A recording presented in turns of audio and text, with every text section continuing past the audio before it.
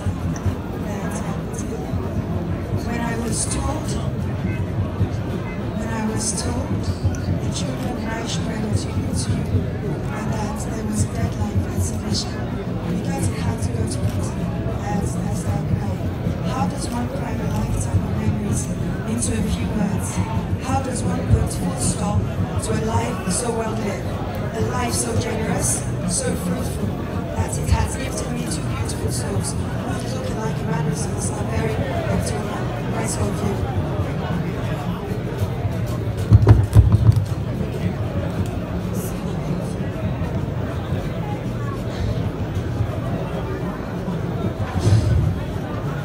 When I was told that the children and I should prepare a tribute for you, and there was a deadline, the submission, because there was submission for it to go to print, I started to cry. How does one cram a lifetime of memories into a few words?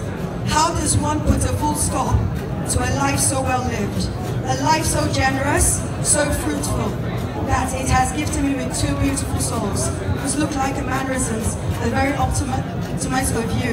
Every time I started writing, I started crying. So I turned to the children and told them, you have to do this. But both of them tried, but they couldn't just bring themselves to write about you.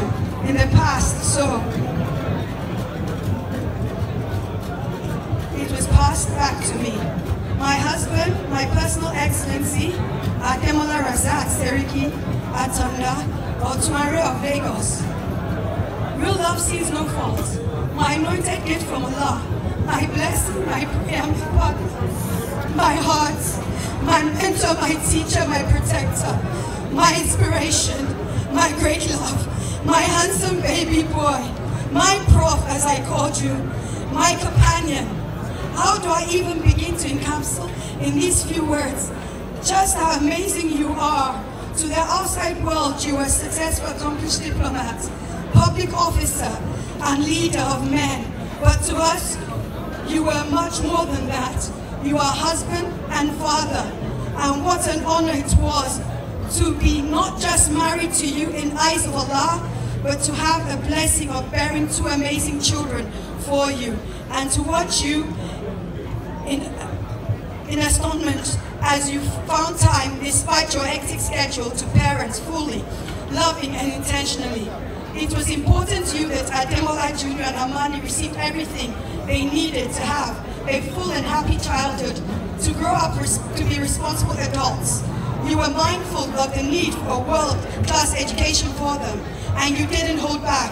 You took a hands-on approach to their education, from buying school supplies to taking them to school and attending PTA. And every meeting and event school invited us to, you did it all. Looking back, I am now fully realizing the level of commitment it took for you to do all this, alongside the many things on your plate.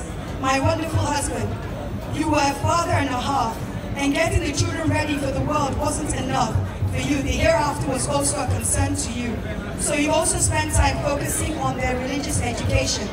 You ensured that we went to the mosque every Friday unfailingly. Sometimes we would arrive at the mosque differently because you are coming back from work, but you would insist we meet, so I hand over Junior to you so you could take him to the male section so you could pray together. You also told me when you insisted we go to Umrah pilgrimage, Mecca, together, that you were making an important memories, that you wanted them to be wholesome children and adults who understood the importance of Allah, to have a balanced life.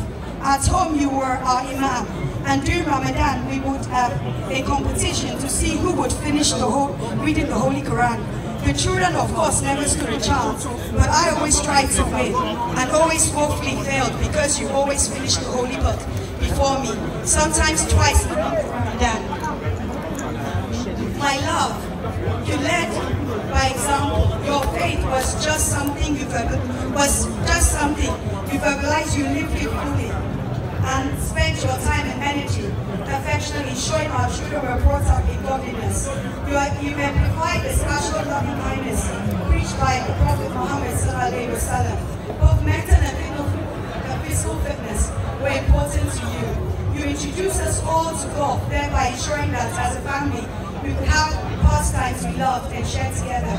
We also joined you for games of tennis, basketball, but perhaps the most infectious part of your sporting life was that of the Gunners.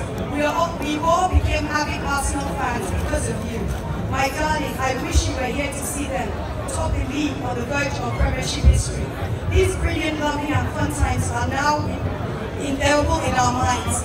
It has been hard, my love, without you. And it is likely to even be tougher going forward.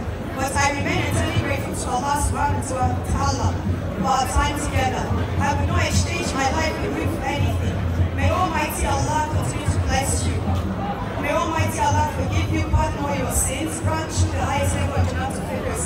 I also pray that Allah showers His blessings on our children, Abeni and Ademola Rasaka, and all your other children.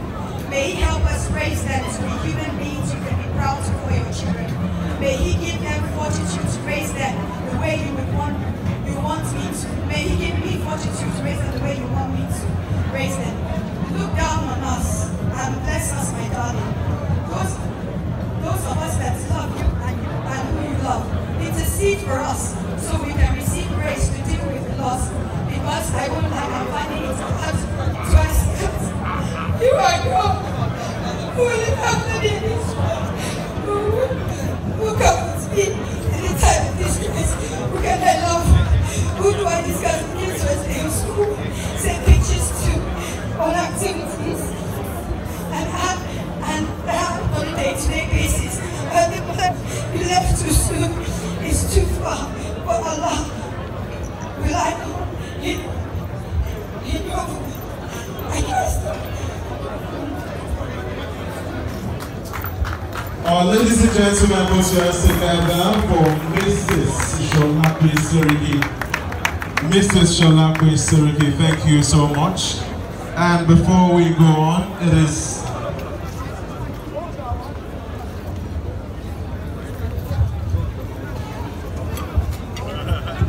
ladies and gentlemen, it's time to let you know, and it's important to let you know that the Executive Governor